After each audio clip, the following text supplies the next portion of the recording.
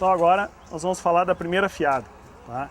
Nesse pavimento aqui já foi colocado os blocos, os colegas de vocês já colocaram os blocos, cuidando sempre na marcação, usar a argamassa mais forte, foi colocado em toda a base dos blocos, realizado um pequeno afundamento da junta, por ser alvenaria aparente.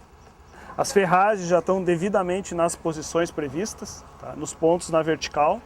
Marcos, qual é a altura do trespasse do ferro do grout? Essa ferragem aqui tem que ter de 40 a 50 vezes o diâmetro, é o comprimento dela. Tá? E aqui na base já dá para ver a janelinha de inspeção e limpeza para retirada depois dos resíduos. Nessa marcação, depois de feita, nós fizemos com a forma tradicional, com a nossa colher e pedreiro, como a gente comentou antes.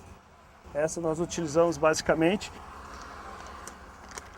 Aqui está a planta de primeira fiada, chegue mais próximo um pouco, com a devida, tá, locação dos blocos. Tá? Então, cada bloco que nós estamos postos aqui na nossa frente, nós verificamos aqui, ó, ponto de grout, que está aqui o ponto de grout, os dois pontos atrás de nós, aonde vai ter o shaft e essa parede do banheiro.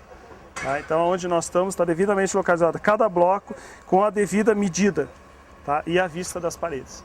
Tá? Então, essa planta vocês têm que seguir ela na íntegra, respeitando cada milímetro do que está aqui. Se não fechar na planta de primeira fiada, não vai fechar no restante do prédio. Essa colocação dos blocos, tá? As ferramentas que nós podemos utilizar, que é a colher e pedreiro, que eu falei para vocês que é a tradicional, e algumas outras ferramentas. Eu vou tentar mostrar para vocês, não sou profissional, mas algumas coisas que nos auxiliam. Um cuidado que vocês têm que ter, tá? Com esse clima tão seco e a necessidade do bloco por ser de argila, umedecer os blocos. Então o ideal é sempre nós molharmos os blocos, uma quantidade de água para deixar eles um pouco úmidos, e a superfície é onde nós vamos trabalhar. Dá uma umedecida, onde nós vamos colocar argamassa. Uma das ferramentas que nós podemos usar para colocar argamassa é a canaleta, que a gente comentou antes. Tá? Como ela funciona? É bom sempre puxar assim um pouquinho para trás, pega a superfície dela, coloca sobre o bloco, tá? E puxa. Tá? Então mais ou menos assim que funciona, não é um trabalho tão difícil. Tá? Ó. Colocação da argamassa, outra ferramenta, além dessa, tem que estar sempre úmido, pode ser a palheta ou desempeno. E se raspa na lateral do bloco. Ó. Tá? Não é algo tão complicado. Do outro lado, daí nós viramos e colocamos. Ó. O único cuidado que vocês têm que ter quando usarem a canaleta é manter ela úmida, tá? Ou se não, dentro da superfície da argamassa, porque senão ela seca e ela acaba não soltando. Tá? Eu vou pedir o apoio do Rock, tá? Para continuar a colocação de uns blocos para mim seguindo a linha. Pode ser?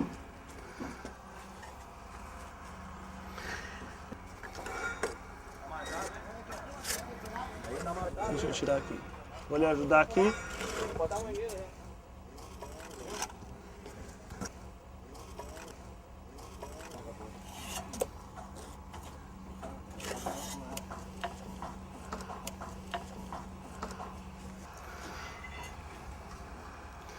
Seguir sempre a referência da linha, tá? Que é o ponto onde controlamos o nível.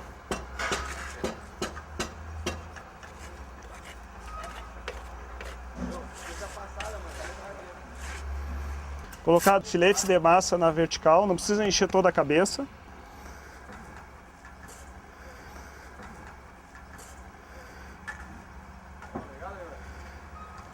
Cuide os vazados do bloco para coincidir na vertical.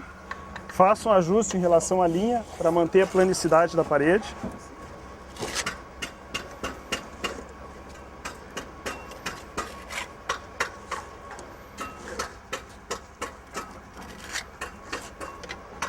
Se o projeto não prevê, não há necessidade de colocar argamassa na transversal, tá? Vocês não precisam colocar, só se o projeto prevê colocação. Mas na vertical tem que sempre colocar massa, na cabeça do bloco sempre colocar argamassa.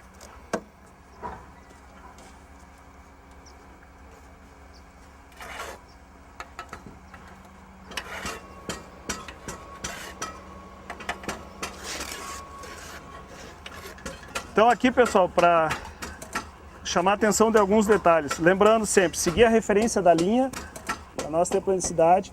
Uma ferramenta que nos ajuda para conferir o nível, tá? É a nossa régua, tá? Que nós podemos utilizar justamente para conferência do nível. Ó. Nós temos esse nível, tá ele feito, tá? Nós podemos utilizar assim também, para a conferência dessa planicidade. Ó. Isso nos ajuda a ter uma parede mais adequada. Então, comece a utilizar as ferramentas que elas são importantes no nosso processo, tá? Ferragem vertical tão devidamente na posição, e um detalhe que tem que chamar a atenção nessa parte, como isso aqui é alvenaria estrutural aparente, tem que ter um pequeno afundamento da junta de argamassa e depois feita a limpeza da superfície para condição que ela tem aparente. Se não é aparente, a gente simplesmente só pode retirar o resto da argamassa e, por capricho ou por condição da obra, fazer essa limpeza só para retirar o excesso. Não há necessidade de afundar junto, tá ok? Então agora nós vamos passar para uma elevação numa parede, ver como é uma parede em construção, ela até meio pé direito. Vamos lá então.